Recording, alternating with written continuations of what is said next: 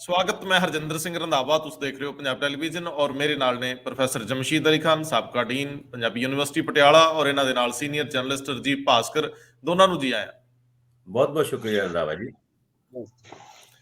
Professor ਸਾਹਿਬ, ਲੋਕਾਂ ਦੇ ਵਿੱਚ ਚੁੰਝ ਚਰਚਾ ਹੈ, ਜਿਵੇਂ ਆਪਾਂ ਕੱਲ ਗੱਲ ਕੀਤੀ ਸੀ ਕਿ ਧਰਮ ਦਾ ਰਾਜਨੀਤੀ ਵਿੱਚ ਔਰ ਚੁਣਾਵੀ ਰਾਜਨੀਤੀ ਵਿੱਚ ਦਖਲ ਕਿੰਨਾ ਕੁ ਹੋ ਸਕਦਾ, ਇਹਦੇ ਅਸਰ ਕੀ ਨੇ। ਇੱਕ ਹੋਰ ਚਰਚਾ ਹੈ ਕਿ ਜਿਹੜੀ ਡੇਰਿਆਂ ਦੀ ਰਾਜਨੀਤੀ ਆ, ਇਹ ਧਰਮਾਂ ਦੇ ਅੱਗੇ ਜਿਹਨੂੰ ਕਹਿੰਦੇ ਆ ਅੱਗੇ ਉਹਨਾਂ ਦੇ ਹਿੱਸੇ ਬਣੇ ਹੋਏ ਆ, ਉਹਦੀ ਗੱਲ ਆ ਜਾਂਦੀ ਹੈ ਕਿ ਜਿਹੜੇ ਡੇਰੇ, ਜਿਹੜੇ ਜਿਨ੍ਹਾਂ ਨੂੰ ਕਹਿੰਦੇ ਆ ਦੇਹਧਾਰੀ ਗੁਰੂ, ਉਹਨਾਂ ਦਾ ਅਸਰ ਕਿੰਨਾ ਹੈ ਤੇ ਉਹ ਚੋਣਾਂ 'ਚ ਕਿੰਨਾ ਤਬਦੀਲ ਹੁੰਦਾ। ਖਾਸ ਤੌਰ ਦੇ ਉੱਤੇ ਕੇਂਦਰੀ ਸੱਤਾ ਨਾਲ ਜੁੜੇ ਮਾਮਲਾਤ ਵਿੱਚ ਇਹ ਡੇਰੇ ਪੋਲਰਾਈਜ਼ ਹੋ ਸਕਦੇ ਆ, ਇਹ ਕਿਸੇ ਪਾਸੇ ਪਲਟ ਸਕਦੇ ਆ, ਪੂਰੀ ਤਰ੍ਹਾਂ ਵੋਟ ਆਪਣੀ ਕੰਸੋਲੀਡੇਸ਼ਨ ਨਾਲ ਪੈ ਸਕਦੀ ਹੈ। ਇਹ ਬਹੁਤ ਵੱਡਾ ਸਵਾਲ ਹੋ ਗਿਆ। ਭਾਰਤੀ ਜਨਤਾ ਪਾਰਟੀ ਦਾ ਧਰਾਤਲ ਤੇ ਕੌਨਫੀਡੈਂਸ ਜਿਹੜਾ ਜਿਸ ਤਰੀਕੇ ਨਾਲ ਉਹ ਮੂਵ ਕਰ ਰਿਹਾ, ਜੋ ਉਹਨਾਂ ਨੇ ਚੋਣ ਮੈਨੀਫੈਸਟੋ ਵੀ ਜਾਰੀ ਕੀਤਾ ਹੈ, ਸ਼ਹਿਰੀ ਹਿੰਦੂ ਵੋਟ ਔਰ ਡੇਰਿਆਂ ਦੀ ਵੋਟ ਨੂੰ ਲੈ ਕੇ ਉਹ ਨਿਸ਼ਚਿੰਤ ਜੇ ਲੱਗਦੇ ਆ। ਐ ਕਿਆਸਰਾਈਆਂ ਤੇ ਕਨਸੋਵਾਂ ਨੇ ਪੋਲੀਟੀਕਲ ਹਲਕਿਆਂ 'ਚ ਇਹ ਚਰਚਾ ਆਮ ਹੀ ਤੁਰੀ ਹੋਈ ਆ। ਹੁਣ ਇਹ ਅੱਜ ਅਸੀਂ ਇਸ ਗੱਲ ਤੇ ਗੱਲ ਕਰਨੀ ਹੈ ਕਿ ਜੇ ਮੰਨ ਲਓ ਡੇਰਾ ਸਿਰਸਾ ਦੀ ਵੋਟ ਇੱਕ ਮੁੱਠ ਹੋ ਕੇ ਪੋਲ ਹੋ ਜਾਂਦੀ ਹੈ ਕਿਸੇ ਧਿਰ ਦੇ ਹੱਕ 'ਚ, ਮੰਨ ਲਓ ਉਹ ਬੀਜੇਪੀ ਦੇ ਹੱਕ 'ਚ ਹੀ ਪੈ ਜਾਂਦੀ ਹੈ। ਤੁਹਾਨੂੰ ਯਾਦ ਹੋਣਾ, ਆ ਹੋਣ ਵਾਲੀ ਖੱਟੜ ਸਰਕਾਰ ਤੋਂ ਪਹਿਲੀ ਜਿਹੜੀ ਖੱਟੜ ਸਰਕਾਰ ਸੀ, ਇਸ ਤੋਂ ਪਹਿਲੀ ਟਰਮ 'ਚ, ਉਦੋਂ ਭਾਰਤੀ ਜਨਤਾ ਪਾਰਟੀ ਬਾਰੇ ਕੋਈ ਸੋਚਦਾ ਵੀ ਨਹੀਂ ਸੀ ਕਿ ਉਹ ਹਰਿਆਣੇ 'ਚ ਇਕੱਲਿਆਂ ਅੱਗੇ ਆ ਜਾਊਗੀ। ਲੇਕਿਨ ਆਖਰੀ ਦਿਨਾਂ ਦੇ ਵਿੱਚ ਜਿਸ ਤਰੀਕੇ ਨਾਲ ਉਹ ਹੁੱਡਾ ਨੂੰ ਪਲਟੀ ਮਾਰਦੇ ਆ, ਉਹਦੇ ਨਾਲ ਬੜੀਆਂ ਚੀਜ਼ਾਂ ਬਦਲੀਆਂ। ਸੋ ਸਵਾਲ ਸਭ ਤੋਂ ਵੱਡਾ ਹੈ ਕਿ ਕੀ ਪੰਜਾਬ ਵਿੱਚ ਇੰਜ ਪੋਲਰਾਈਜੇਸ਼ਨ ਹੁੰਦੀ ਆ? ਕੀ ਸ਼ਹਿਰੀ ਵੋਟ ਬੀਜੇਪੀ ਦੇ ਹੱਕ ਵਿੱਚ ਭੁਗਤ ਸਕਦੀ ਹੈ? ਹੁਣ ਇਹਦੇ 'ਚ ਦੋ ਪਹਿਲੂ ਹੋਰ ਆ ਜਿਹੜੇ ਮੈਂ ਤੁਹਾਡੇ ਦੋਨਾਂ ਤੋਂ ਕਲੀਅਰ ਕਰਨੇ ਆ। ਇੱਕ ਤਾਂ ਇਹ ਆ ਕਿ ਜਿੰਨਾ ਖੇਤਰਾਂ ਦੇ ਵਿੱਚ ਡੇਰੇ ਦੀ ਵੋਟ ਦਾ ਅਸਰ ਹੈ, ਉੱਥੇ ਸ਼ਹਿਰੀ ਵੋਟ ਹੈ ਨਹੀਂ, ਹਿੰਦੂ ਵੋਟ ਘੱਟ ਆ। ਤੇ ਜਿੱਥੇ ਜਿੱਥੇ ਸ਼ਹਿਰੀ ਹਿੰਦੂ ਵੋਟ ਹੈ, ਜਿਹਨੂੰ ਬੀਜੇਪੀ ਆਪਣਾ ਮੇਨ ਆਧਾਰ ਮੰਨਦੀ ਹੈ, ਉੱਥੇ ਉੱਥੇ ਡੇਰਿਆਂ ਦਾ ਅਸਰ ਘੱਟ ਹੈ। ਸੋ ਬੀਜੇਪੀ ਨੂੰ ਇਹ ਪੈਣ ਵਾਲੀ ਜੇ ਵੋਟ ਮੰਨ ਵੀ ਲਈਏ ਵੀ ਇੰਝ ਹੀ ਪੈ ਜੇ ਜਿਵੇਂ ਲੋਕ ਚਰਚਾ ਕਰਦੇ ਆ, ਤਾਂ ਇਹ ਵੋਟਾਂ ਸੀਟਾਂ 'ਚ ਕਿੰਨੀ ਤਬਦੀਲ ਹੁੰਦੀ ਹੈ, ਵੱਡਾ ਸਵਾਲ ਆ। ਤੇ ਜੇ ਦੂਜਾ ਸਵਾਲ ਇਹਦੇ 'ਚ ਮੈਂ ਨਾਲ ਸ਼ਾਮਲ ਕਰਦਿਆਂ ਪਹਿਲਾਂ ਹੀ, ਜਿੱਤੇ ਸਾਡੀ ਬਹਿਸ ਟਿਕੀ ਹੋਊਗੀ, ਕਿ ਕੀ ਜੇਕਰ ਬੀਜੇਪੀ ਵੋਟ ਇਸ ਤਰ੍ਹਾਂ ਦੀ ਇਕੱਠੀ ਲੈ ਜਾਂਦੀ ਆ, ਸੀਟਾਂ ਵਿੱਚ ਉਹ ਕਨਵਰਟ ਨਹੀਂ ਵੀ ਹੁੰਦੇ, ਤਾਂ ਉਹਦਾ ਅਸਰ ਕਿਹੜੀ ਪਾਰਟੀ ਤੇ ਜ਼ਿਆਦਾ ਨੈਗੇਟਿਵ ਪਊਗਾ? ਕਿ ਆਮ ਆਦਮੀ ਪਾਰਟੀ ਨੂੰ ਜਿਹੜਾ ਬਿਲੋ ਪਾਵਰਟੀ ਤੇ ਪਾਵਰਟੀ ਲਾਈਨ ਵਾਲੀ ਕਹਿੰਦੇ ਝਾੜੂ ਨੂੰ ਪੈਣੀ ਆ, ਉਹ ਡੇਰਿਆਂ ਨਾਲ ਵੀ ਜੁੜੀ ਵੋਟ ਆ, ਕੀ ਉਹ ਬੀਜੇਪੀ ਨੂੰ ਪੈ ਕੇ ਝਾੜੂ ਦਾ ਨੁਕਸਾਨ ਕਰਦੀ ਆ ਆਮ ਆਦਮੀ ਪਾਰਟੀ ਦਾ? ਜਾਂ ਉਹ ਕਾਂਗਰਸ ਨੂੰ ਜਿਹੜੀ ਦਲਿਤ ਵੋਟ ਜਾਂਦੀ ਆ, ਜਾਂ ਜਿਨ੍ਹਾਂ ਨੂੰ ਅਨੁਸੂਚਿਤ ਜਾਤੀਆਂ ਦੀ ਵੋਟ ਜਾਂਦੀ ਆ, ਇਹਨੂੰ ਇਹ ਸਮਝ ਲਈਏ ਕਿ ਉਹ ਕਾਂਗਰਸ ਦਾ ਨੁਕਸਾਨ ਵੀ ਕਰਨਗੇ? ਐਸੀਆਂ ਸਥਿਤੀਆਂ ਦੇ ਵਿੱਚ ਬੈਨੀਫਿਟ ਕਿੱਥੇ ਜਾਂਦੇ ਆ? ਪ੍ਰੋਫੈਸਰ ਸਾਹਿਬ, ਮੈਂ ਲੰਬੀ ਗੱਲ ਕਰਾਇਆ, ਹੁਣ ਤੁਸੀਂ ਇਹ ਗੱਲ ਨੂੰ ਅੱਗੇ ਹੱਥ ਆਪਣੇ ਚਲਾਓ, ਕੀ ਕਹਿੰਦੇ ਹੋ? ਹਾਂ ਰੰਧਾਵਾ ਸਾਹਿਬ, ਡੇਰਿਆਂ ਦਾ ਜਿਹੜਾ ਪੰਜਾਬ ਦੀ ਸਿਆਸਤ ਦੇ ਵਿੱਚ ਬਹੁਤ ਇੰਪੋਰਟੈਂਟ ਰੋਲ ਰਿਹਾ ਹੈ। ਵੈਸੇ ਤਾਂ ਜਦ ਆਪਾਂ ਡੇਰਿਆਂ ਦੀ ਗੱਲ ਕਰਦੇ ਹਾਂ ਤਾਂ ਉਹਨੂੰ ਪੋਲਿਟਿਕਸ ਨਾਲ ਜੋੜ ਕੇ ਗੱਲ ਕਰਦੇ ਹਾਂ, ਪਰ ਡੇਰਿਆਂ ਦਾ ਕੁਝ ਪੋਜ਼ਿਟਿਵ ਰੋਲ ਵੀ ਰਿਹਾ ਹੈ। ਜਿਵੇਂ ਆਪਾਂ ਖਾਸ ਤੌਰ ਤੇ ਡੇਰਾ ਸੱਚਾ ਸੌਦਾ ਦੀ ਗੱਲ ਕਰੀਏ, ਲੋਕਾਂ ਦੀ ਸੋਸ਼ਲ ਲਾਈਫ ਦੇ ਵਿੱਚ ਉਹਨਾਂ ਦਾ ਬੜਾ ਇੰਪੋਰਟੈਂਟ ਰੋਲ ਰਿਹਾ ਕਿਸੇ ਟਾਈਮ, ਲੋਕਾਂ ਨੂੰ ਨਸ਼ਿਆਂ ਚੋਂ ਬਾਹਰ ਕੱਢਣ ਦਾ, ਤੇ ਖਾਸ ਤੌਰ ਤੇ ਜਿਹੜੀ ਅਨਪ੍ਰਿਵਿਲੇਜਡ ਸੈਕਸ਼ਨਸ ਹੈਗੇ, ਉਹਨਾਂ ਦੀ ਸੋਸ਼ਲ ਲਾਈਫ ਦੇ ਵਿੱਚ ਉਹਨਾਂ ਦਾ ਬੜਾ ਇੰਪੋਰਟੈਂਟ ਰੋਲ ਰਹਿੰਦਾ ਹੈ। ਪਰ ਅੱਜ ਆਪਾਂ ਗੱਲ ਕਰ ਰਹੇ ਹਾਂ ਸਿਆਸਤ ਦੇ ਵਿੱਚ ਜਾਂ ਇਲੈਕਸ਼ਨ ਦੇ ਵਿੱਚ ਉਹਨਾਂ ਦੇ ਰੋਲ ਦੀ। ਵੈਸੇ ਤਾਂ 5-6 ਡੇਰੇ ਹੈਗੇ ਪੰਜਾਬ ਦੇ ਵਿੱਚ ਇੰਪੋਰਟੈਂਟ, ਪਰ ਪੋਲਿਟਿਕਸ ਦੇ ਪੁਆਇੰਟ ਆਫ ਵਿਊ ਤੋਂ 3 ਜਿਹੜੇ ਡੇਰੇ ਹੈਗੇ ਉਹ ਇੰਪੋਰਟੈਂਟ ਹੈਗੇ। ਇੱਕ ਤਾਂ ਰਾਧਾ ਸਵਾਮੀ ਸਤਸੰਗ ਡੇਰਾ, ਤੇ ਇੱਕ ਹੈ ਡੇਰਾ ਸੱਚਾ ਸੌਦਾ, ਇੱਕ ਹੈ ਡੇਰਾ ਸੱਚਖੰਡ ਬੱਲਾਂਵਾਲਾ। ਇਹ 3 ਜਿਹੜੇ ਡੇਰੇ ਹੈਗੇ, ਜਿੱਥੇ ਤੱਕ ਤਾਂ ਰਾਧਾ ਸਵਾਮੀ ਸਤਸੰਗ ਵਾਲਿਆਂ ਦੇ ਡੇਰੇ ਦੀ ਗੱਲ ਹੈ, ਕਦੇ ਉਹਨਾਂ ਨੇ ਉਸ ਤਰ੍ਹਾਂ ਪੋਲਿਟਿਕਸ ਦੇ ਵਿੱਚ ਪਾਰਟਿਸਿਪੇਟ ਨਹੀਂ ਕੀਤਾ ਜਾਂ ਕਦੇ ਇੱਕ ਪੋਲੀਟੀਕਲ ਪਾਰਟੀ ਨੂੰ ਸਪੋਰਟ ਨਹੀਂ ਕੀਤਾ। ਉਹ ਪੋਲਿਟਿਕਸ ਤੋਂ ਡਿਸਟੈਂਸ ਬਣਾ ਕੇ ਰੱਖਦੇ ਹੈਗੇ, ਕਿਉਂਕਿ ਉਹਨਾਂ ਨੂੰ ਪਤਾ ਕਿ ਪੋਲਿਟਿਕਸ ਦੇ ਵਿੱਚ ਡਾਇਰੈਕਟਲੀ ਪਾਰਟਿਸਿਪੇਟ ਕਰਨ ਨਾਲ ਕਈ ਕੰਪਲੀਕੇਸ਼ਨਸ ਵੀ ਆ ਜਾਂਦੀਆਂ ਹੈਗੀਆਂ। ਉਹ ਤਾਂ ਤਕਰੀਬਨ ਨੌਨ ਪੋਲੀਟੀਕਲ ਪੋਸਚਰ ਜੇ ਆਪਣਾ ਰੱਖਦੇ ਹੈਗੇ, ਅੰਦਰ ਖਾਤੇ ਜੋ ਮਰਜ਼ੀ ਕਰਨ। ਤੇ ਜਦ ਗੱਲ ਹੁੰਦੀ ਹੈ ਡੇਰਾ ਸੱਚਾ ਸੌਦੇ ਦੀ, ਇਹ ਤਕਰੀਬਨ 2002 ਤੋਂ ਟ੍ਰੈਂਡ ਚੱਲਿਆ ਜਦ ਤੋਂ ਓਪਨਲੀ ਉਹਨਾਂ ਨੇ ਇੱਕ ਪਾਰਟੀ ਨੂੰ ਸਪੋਰਟ ਕਰਨਾ ਸ਼ੁਰੂ ਕੀਤਾ। ਹੁਣ ਜਿੱਥੇ ਤੱਕ ਡੇਰਾ ਸੱਚਾ ਸੌਦਾ ਦੀ ਗੱਲ ਹੈ, ਤਕਰੀਬਨ ਉਹਨਾਂ ਦੇ 30-35 ਲੱਖ ਮੈਂਬਰ ਹੈਗੇ, ਤੇ ਉਹ ਜਿਹੜੀਆਂ ਕਨਸਟੀਚੁਐਂਸੀਜ਼ ਦੀ ਅਸੀਂ ਗੱਲ ਕਰਦੇ ਹਾਂ, ਇੱਕ ਰਫ ਜਿਹਾ ਐਸਟੀਮੇਟ ਹੈ ਕਿ 27 ਕਨਸਟੀਚੁਐਂਸੀਜ਼ ਮਾਲਵਾ ਦੀਆਂ ਜਿੱਥੇ ਉਹ ਨਤੀਜਿਆਂ ਨੂੰ ਪ੍ਰਭਾਵਿਤ ਕਰ ਸਕਦੇ ਹੈਗੇ। ਲੇਕਿਨ ਕਈ ਵਾਰੀ ਰੌਲਾ ਜ਼ਿਆਦਾ ਹੁੰਦਾ ਹੈ ਤੇ ਇਹ ਜਿਹੜੀ ਵੋਟ ਉਨੀ ਨਿਕਲਦੀ ਨਹੀਂ, ਕਿਉਂਕਿ ਕਈ ਉਹਦੇ ਵਿੱਚ ਡਿਵਾਈਡ ਹੋ ਜਾਂਦੀ ਹੈ। ਜਿਸ ਤਰ੍ਹਾਂ ਬਾਕੀ ਸੈਕਸ਼ਨਸ ਦੀ ਵੋਟ ਡਿਵਾਈਡ ਹੁੰਦੀ ਹੈ, ਉਸ ਤਰ੍ਹਾਂ ਡੇਰੇ ਦੀ ਵੋਟ ਵੀ ਪੋਲੀਟੀਕਲ ਪਾਰਟੀਆਂ ਦੇ ਵਿੱਚ ਵੀ ਡਿਵਾਈਡ ਹੁੰਦੀ ਹੈ। ਤੇ ਇਸ ਡੇਰੇ ਨਾਲ ਜਿਹੜੇ ਜੁੜੇ ਹੋਏ ਜ਼ਿਆਦਾਤਰ ਲੋਕ ਹੈਗੇ ਉਹ ਅੰਡਰ ਪ੍ਰਿਵਿਲੇਜ ਲੋਕ ਹੈਗੇ, ਜਿਨ੍ਹਾਂ ਦਾ ਆਪਣੇ ਜਿਹੜੇ ਇੱਕ ਫਾਈਨੈਂਸ਼ੀਅਲ ਬੌਸਸ ਹੈਗੇ ਉਹਨਾਂ ਨਾਲ ਕੀ ਰਿਲੇਸ਼ਨ ਹੈ, ਇਹਦੇ ਤੇ ਵੀ ਡਿਪੈਂਡ ਕਰਦਾ ਹੈ। ਹੁਣ ਜਦ ਅਸੀਂ ਡੇਰਾ ਸੱਚਾ ਸੌਦਾ ਦੀ ਗੱਲ ਕਰਦੇ ਹਾਂ, ਇਹਨੂੰ ਥੋੜਾ ਜਿਹਾ ਜੇ ਜੀਓਗ੍ਰਾਫੀਕਲ ਸੈਟਲਮੈਂਟ ਦੇ ਹਿਸਾਬ ਨਾਲ ਦੇਖੀਏ, ਡੇਰਾ ਸੱਚਾ ਸੌਦਾ ਭਾਵੇਂ ਮਾਲਵਾ ਦੇ ਵਿੱਚ ਕਾਫੀ ਏਰੀਆ ਦੇ ਵਿੱਚ ਪ੍ਰਭਾਵ ਰੱਖਦਾ ਹੈ, ਲੇਕਿਨ ਇਹਦਾ ਜ਼ਿਆਦਾਤਰ ਪ੍ਰਭਾਵ ਜਿਹੜਾ ਰੂਰਲ ਏਰੀਆ ਦੇ ਵਿੱਚ ਹੈ। ਜਦ ਅਸੀਂ ਬੀਜੇਪੀ ਦੇ ਕੰਟੈਕਸਟ ਵਿੱਚ ਗੱਲ ਕਰਦੇ ਹਾਂ ਕਿ ਉਹਨਾਂ ਨੂੰ ਇਸ ਗੱਲ ਦਾ ਲਾਭ ਹੋਏਗਾ ਜਾਂ ਨਹੀਂ ਹੋਏਗਾ, ਸਾਨੂੰ ਇਹ ਗੱਲ ਮਾਈਂਡ ਦੇ ਵਿੱਚ ਰੱਖਣੀ ਚਾਹੀਦੀ ਹੈ ਕਿ ਬੀਜੇਪੀ ਦਾ ਜੋ ਸਪੋਰਟ ਬੇਸ ਹੈ ਉਹ ਪੰਜਾਬ ਦੀਆਂ ਅਰਬਨ ਕਨਸਟੀਚੁਐਂਸੀਜ਼ ਤੇ ਜਿਹੜੀਆਂ ਹਿੰਦੂ ਡੋਮੀਨੇਟਡ ਕਨਸਟੀਚੁਐਂਸੀਜ਼ ਹੈਗੀਆਂ ਉਹਦੇ ਵਿੱਚ ਇਹਨਾਂ ਦਾ ਜ਼ਿਆਦਾ ਪ੍ਰਭਾਵ ਹੈਗਾ।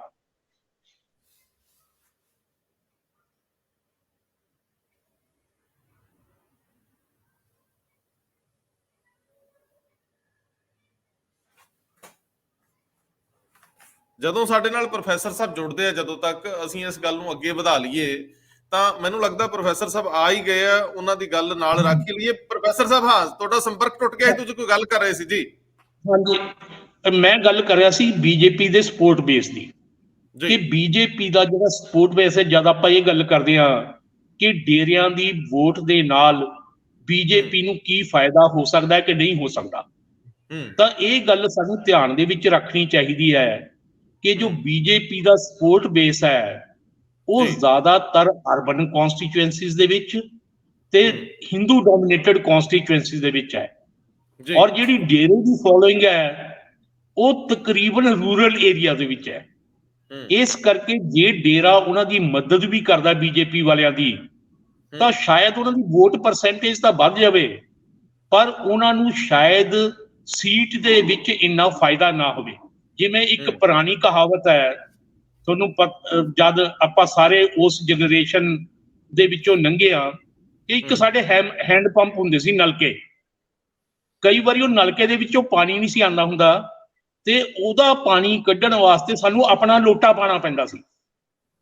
ਪਹਿਲਾਂ ਤੁਸੀਂ ਆਪਣਾ ਪਾਣੀ ਪਾਓ ਤਾਂ ਉਹ ਕੱਢਦਾ ਸੀ। ਹੁਣ ਇਹੀ ਗੱਲ ਬੀਜੇਪੀ ਤੇ ਹੈ, ਜਦ ਤੱਕ ਉਹ ਆਪਣੇ ਪਾਣੀ ਦਾ ਲੋਟਾ ਨਹੀਂ ਉਹਦੇ ਚ ਪਾਉਂਦੇ, ਉਹਦਾ ਉਹਨਾਂ ਨੂੰ ਕੋਈ ਫਾਇਦਾ ਨਹੀਂ ਹੋਣ ਲੱਗਿਆ।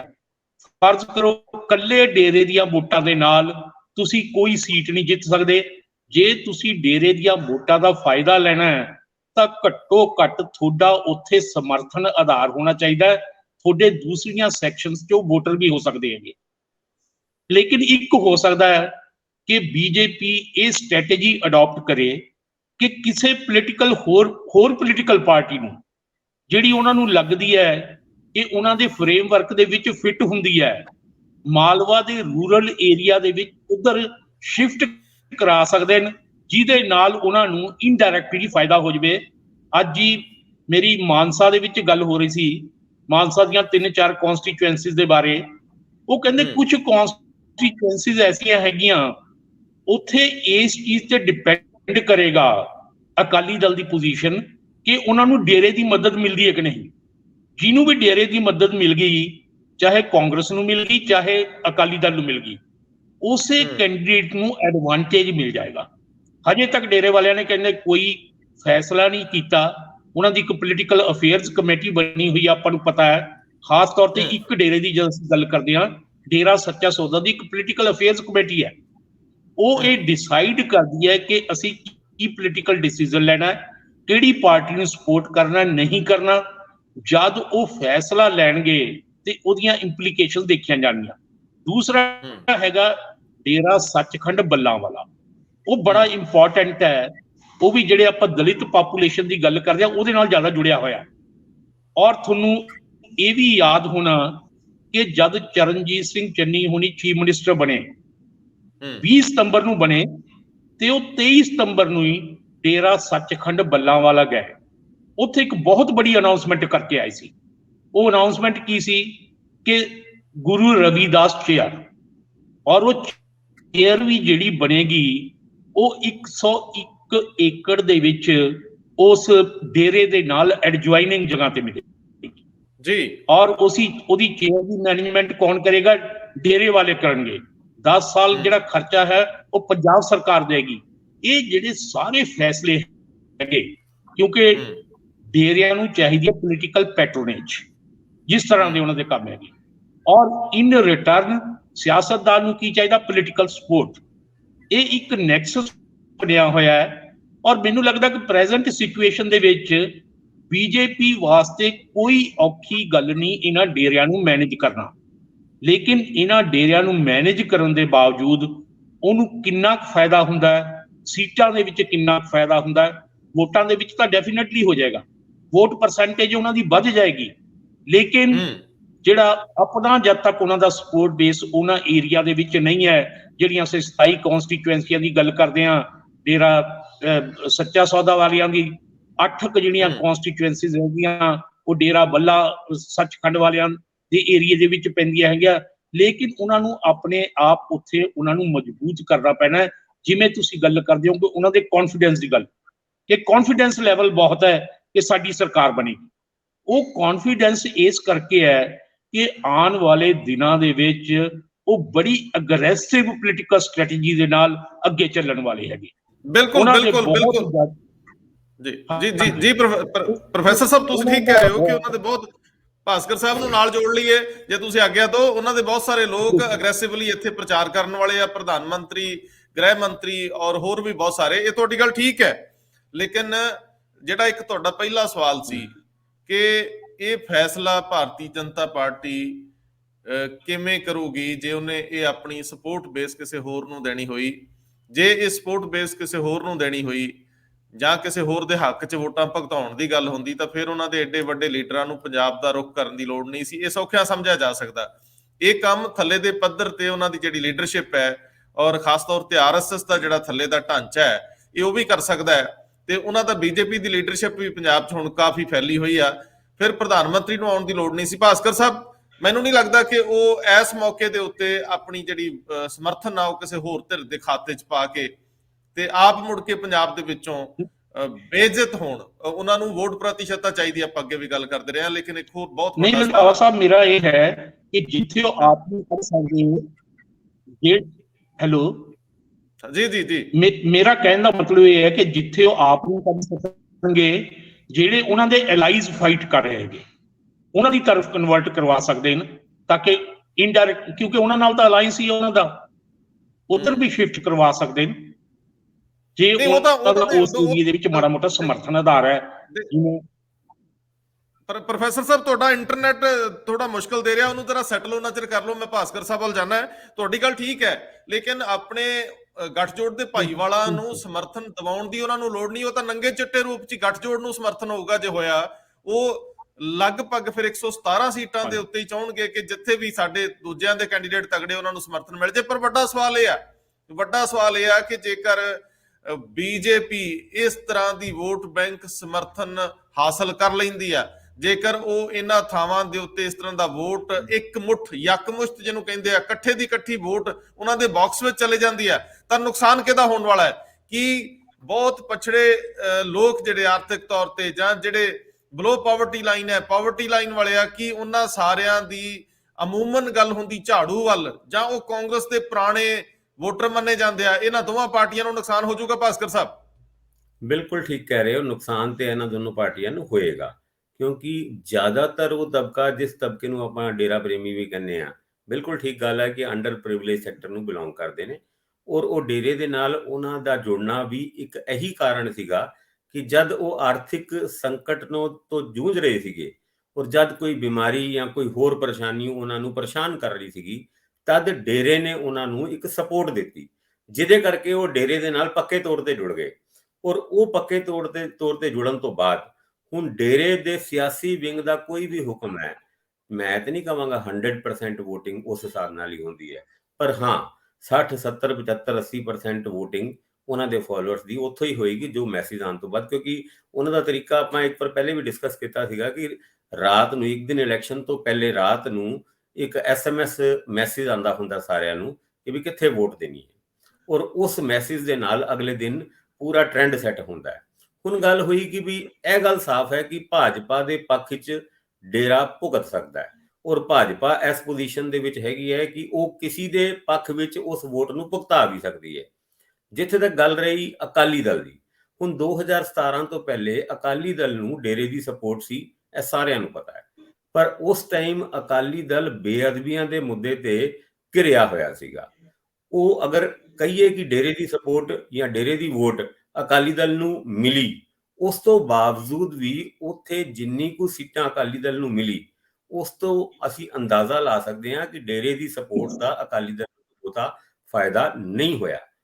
ਹੁਣ ਗੱਲ ਕਾਂਗਰਸ ਦੀ ਕਰੀਏ, 2002 ਦੇ ਵਿੱਚ ਜਦ ਕਾਂਗਰਸ ਦੀ ਸਰਕਾਰ ਆਈ ਸੀ, ਉਸ ਤੋਂ ਪਹਿਲੇ ਵੀ ਡੇਰਾ ਦਾ ਬੜਾ ਰੋਲਾ ਸੀਗਾ। ਤੁਹਾਨੂੰ ਯਾਦ ਹੋਏਗਾ ਕਿ ਪੂਰੇ ਪੰਜਾਬ ਦੇ ਵਿੱਚ ਬੰਦ ਹੋ ਗਿਆ ਸੀਗਾ ਡੇਰੇ ਦੇ ਇਸ਼ੂ ਦੇ ਉੱਤੇ, ਜਦ CBI ਨੇ ਕੁਝ ਰੇਡ ਬਾਬੇ ਜਿਹੜੇ ਡੇਰਾ ਮੁਖੀ ਦੇ ਉੱਤੇ ਕੁਝ ਕੇਸ ਫਾਈਲ ਕੀਤਾ ਸੀਗਾ, ਜਿਹਦੇ ਕਰਕੇ ਕਾਫੀ ਅਨਰੈਸਟ ਪੈਦਾ ਹੋਇਆ ਸੀਗਾ ਪੰਜਾਬ ਦੇ ਵਿੱਚ।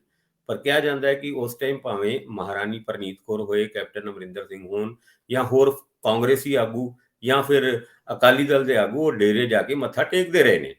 ਐਤਕੀ ਡੇਰੇ ਜਾਣ ਤੋਂ ਜੇ ਕੋਈ ਪਾਰਟੀ ਗੁਰੇਜ਼ ਕਰ ਰਹੀ ਹੈ ਤੇ ਉਹ ਮਾੜੀ ਮੋਟੀ ਕਾਂਗਰਸ ਆ, ਉਹਦੇ ਕੁਝ ਆਗੂ ਜ਼ਰੂਰ ਉੱਥੇ ਗਏ ਨੇ, ਪਰ ਓਪਨਲੀ ਉਹ ਡੇਰੇ ਦੀ ਸਪੋਰਟ ਨਾ ਮੰਗ ਰਹੇ ਨੇ ਔਰ ਨਾ ਨਜ਼ਰ ਆਉਂਦੇ ਨੇ। ਦੂਜੇ ਪਾਸੇ ਭਾਜਪਾ ਤੇ ਜ਼ਿਆਨੀ ਸਾਹਿਬ ਤੇ ਓਪਨਲੀ ਇਹ ਗੱਲ ਕਹਿੰਦੇ ਨੇ ਕਿ ਹਾਂ ਮੈਂ ਡੇਰਾ ਪ੍ਰੇਮੀ ਹੈਗਾ, ਮੈਂ ਡੇਰੇ ਦੇ ਵਿੱਚ ਪਹਿਲੇ ਵੀ ਜਾਂਦਾ ਸੀਗਾ, ਔਰ ਇੱਥੇ ਤੱਕ ਕਿ ਜਿਹੜਾ ਡੇਰਾ ਮੁਖੀ ਜਿਸ ਚਾਰजेस ਦੇ ਉੱਤੇ ਗ੍ਰਿਫਤਾਰ ਹੋਇਆ ਉਹਨੂੰ ਵੀ ਉਹ ਇੱਕ ਤਰੀਕੇ ਨਾਲ ਗਲਤ ਸਾਬਿਤ ਕਰਦੇ ਨੇ ਕਿ ਨਹੀਂ ਜੀ ਉੱਤੇ ਹੀ ਅਦਾਲਤ ਕਰਦੀ ਹੁੰਦੀ ਹੈ ਫੈਸਲਾ।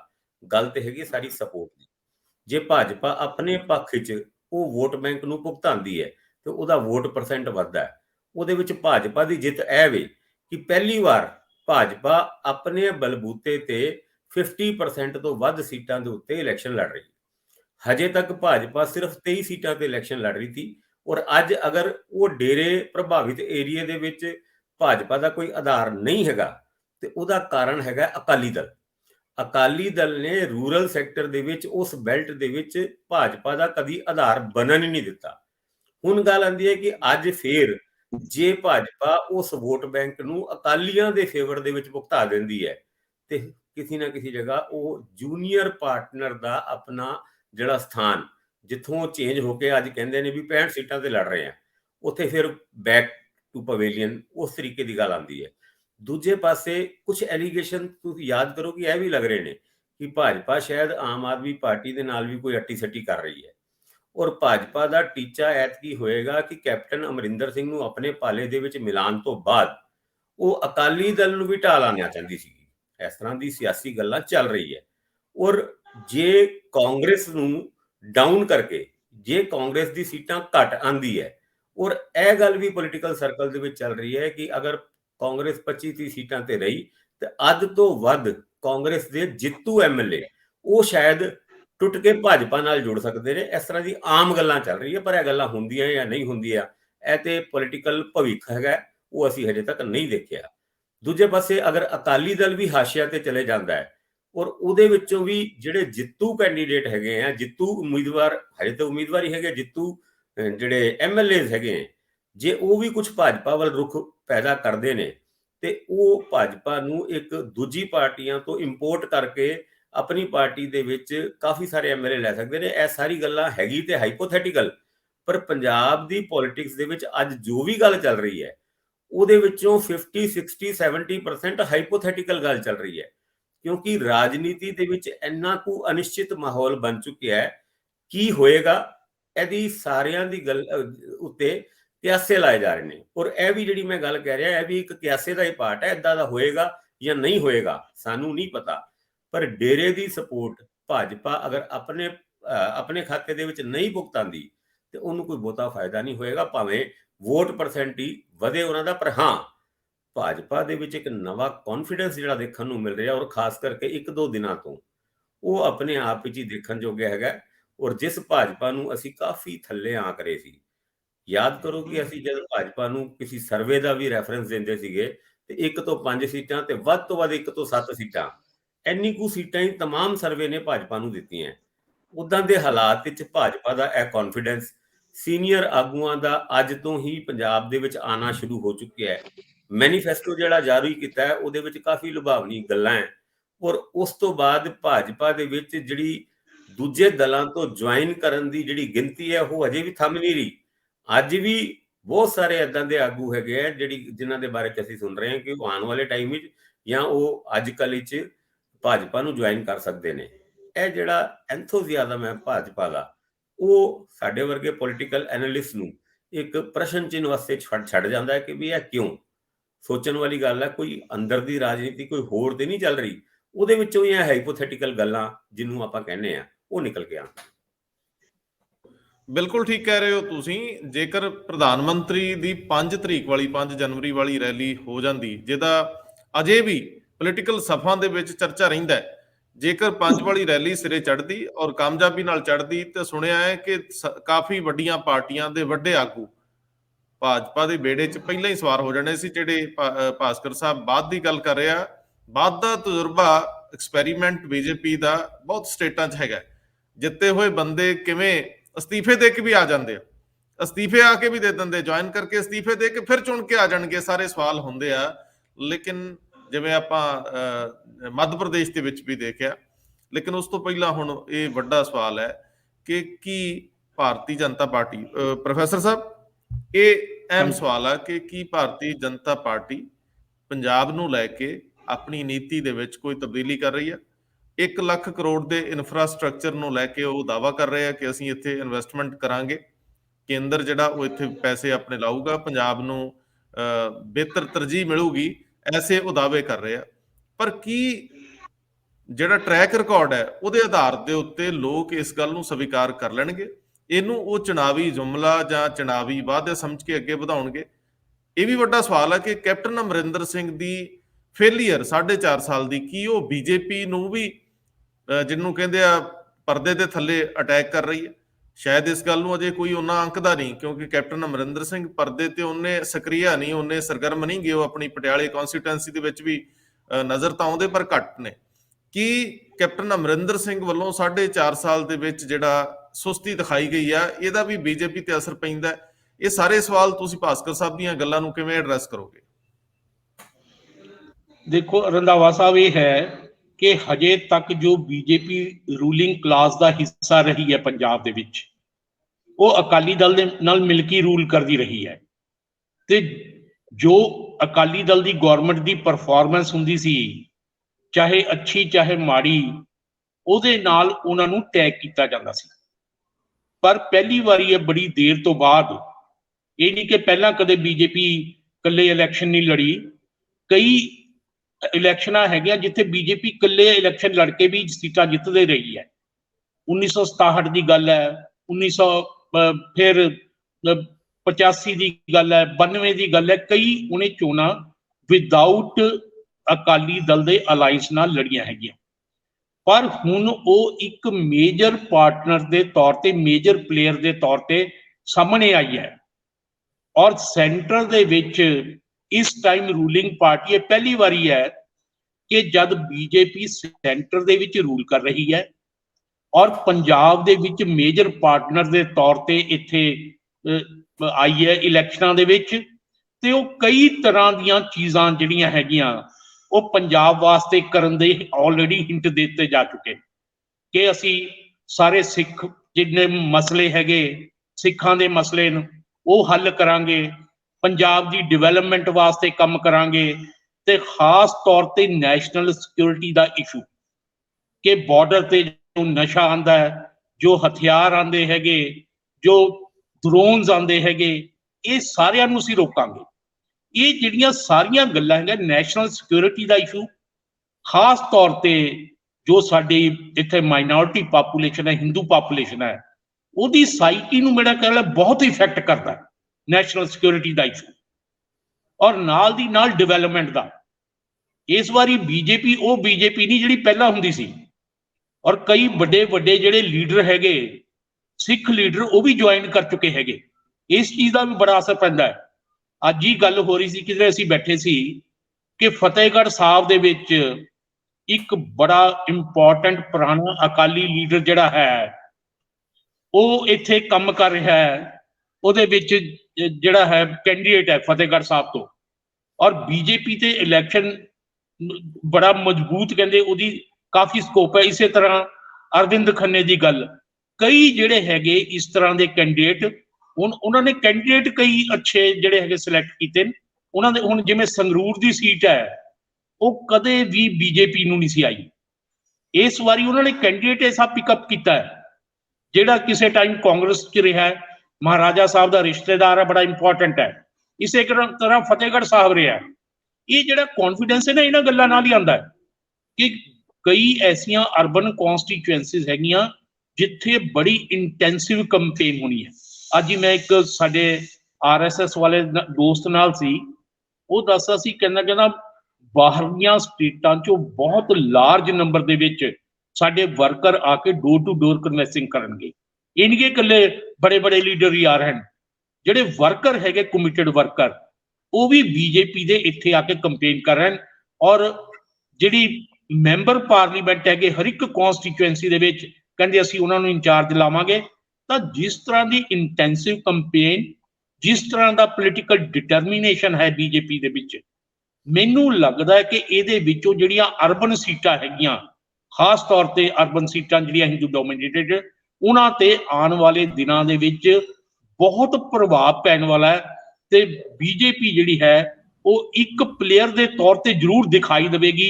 ਇਹ ਸੀਟਾਂ ਕਿੰਨੀਆਂ ਆਉਂਦੀਆਂ ਇਹ ਇਸ ਸਟੇਜ ਤੇ ਅਸੀਂ ਨਹੀਂ ਕਹਿ ਸਕਦੇ, ਲੇਕਿਨ ਇਹ ਵੀ ਸਿਚੁਏਸ਼ਨ ਹੋ ਸਕਦੀ ਹੈ ਕਿ ਚਾਬੀ ਜਿਹੜੀ ਸੱਤਾ ਦੀ ਹੈ ਉਹ ਆਉਣ ਵਾਲੇ ਦਿਨਾਂ ਦੇ ਵਿੱਚ ਪੰਜਾਬ ਦੀ ਸਿਆਸਤ ਦੀ, ਉਹ ਬੀਜੇਪੀ ਦੇ ਹੱਥ ਦੇ ਵਿੱਚ ਆਵੇ। ਇਸ ਤਰ੍ਹਾਂ ਦੀ ਸਿਚੁਏਸ਼ਨ ਵਿਜ਼ੂਅਲਾਈਜ਼ ਕਰਨ ਲੱਗ ਗਏ ਲੋਕ ਕਿ ਇਹ ਵੀ ਹੋ ਸਕਦਾ ਹੈ।